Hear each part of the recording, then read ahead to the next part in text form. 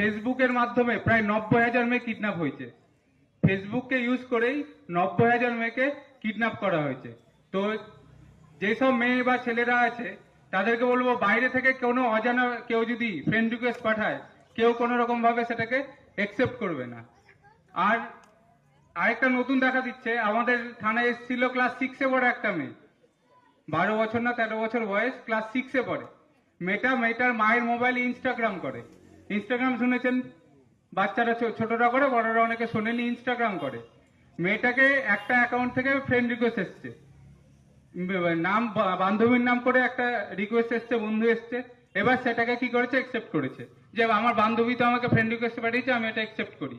দিয়ে বান্ধবীর সাথে কথা বলছে, দিয়ে কিছুক্ষণ পর ভিডিও কল করেছে। তো মেয়েটা ভিডিও কল ধরেছে, যে বান্ধবী আমাকে ভিডিও কল করছে, আমি ভিডিও কলটা ধরি। যখনই ভিডিও কলটা করেছে, আমি যদি ভিডিও কল ধরি, আমার এদিকে আমার মুখ, অন্যদিকে কার মুখ থাকবে, অন্যজনের মুখ। সেদিকে কি দেখা গেছে, একটা ছেলে উলঙ্গ অবস্থায় দাঁড়িয়ে আছে। সেটাকে কি করেছে, 10 সেকেন্ডের জন্য সেই স্ক্রিন রেকর্ড করে নিয়েছে, দিয়ে সেটাকে ফেসবুকে ছাড়ছে। দিয়ে মেয়ের মা বাবার কাছে দাবি করছে, এটা আমি আবার ছেড়ে দেবো, আরো ভাইরাল করব, যদি আমাকে 20,000 বা 30,000 টাকা না দেন। তো বাচ্চাদের হাতে বলে না যে মোবাইল দিতে হয় না, তো কিছু কারণের জন্য বলছি বাচ্চারা এগুলো বোঝে না। ক্লাস 6-এ পড়ে আমি কি বুঝবো, অতটা বোঝার ক্ষমতা নেই। যে 10 সেকেন্ডে যদি ভিডিও হয়ে যায়, মুখটা যদি এদিকে থাকে, অন্যদিকে যদি কোনো একটা বাজে ছবি থাকে, সেটাতে সবারই সম্মানহানি হয়, সে ছোট হোক বা বড়।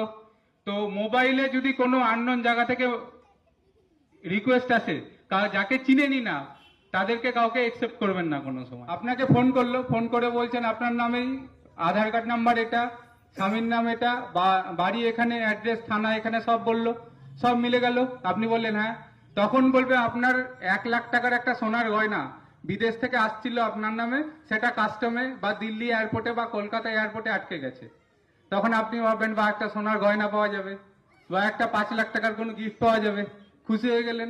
দিয়ে বললেন ঠিক আছে নিবো, আমি কি করব? বলবে যে কাস্টমে আটকে গেছে, কাস্টমার টাকা চাইছে, 10,000 টাকা বা 15,000 বা 20,000 টাকা চাইছে।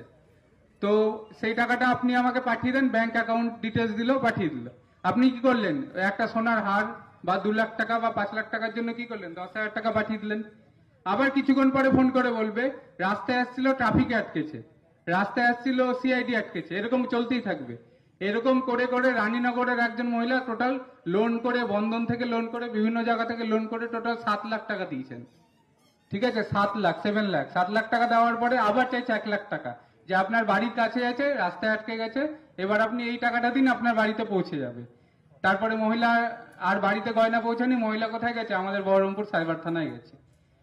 তো যখনই কোনো সাইবার প্রতারণা হবে, একটা নাম্বার অবশ্যই মনে রাখবেন, যেটা এখানে লেখা আছে দেখুন, 1930, 1930। কি নাম্বারটা বললাম, 1930। এই নাম্বারটা সকলে মনে রাখবেন, 1930। যখনই দেখবেন আপনি কোনো সাইবার প্রতারণার ফাঁদে পা পড়েছেন, তখনই কি করবেন, 1930 নাম্বারে ফোন করবেন, আর লোকাল থানায় যাবেন, একটা জিডি করবে, বা লোকাল থানা আপনাকে বলে দিবে কি কাজ করতে হবে।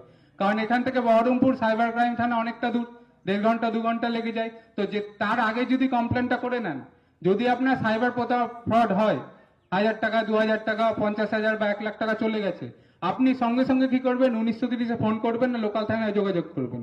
কারণ যত তাড়াতাড়ি, 1 ঘন্টার মধ্যে কমপ্লেন করতে পারলে আপনার টাকা আটকে থাকবে। যদি 2 ঘন্টা, 3 ঘন্টা, 4 ঘন্টা হয়, টাকা কিন্তু বেরিয়ে যাবে। সেই জন্য বলছি, সাইবার থানা যাওয়ার আগে একবার লোকাল থানায় যোগাযোগ করবেন, আর 1930-এ একটা ফোন করবেন। তাহলে যতটা সম্ভব 1 ঘন্টা, আধা ঘন্টার মধ্যে কমপ্লেন করতে পারলে টাকাটা কি হবে, আটকে যাবে।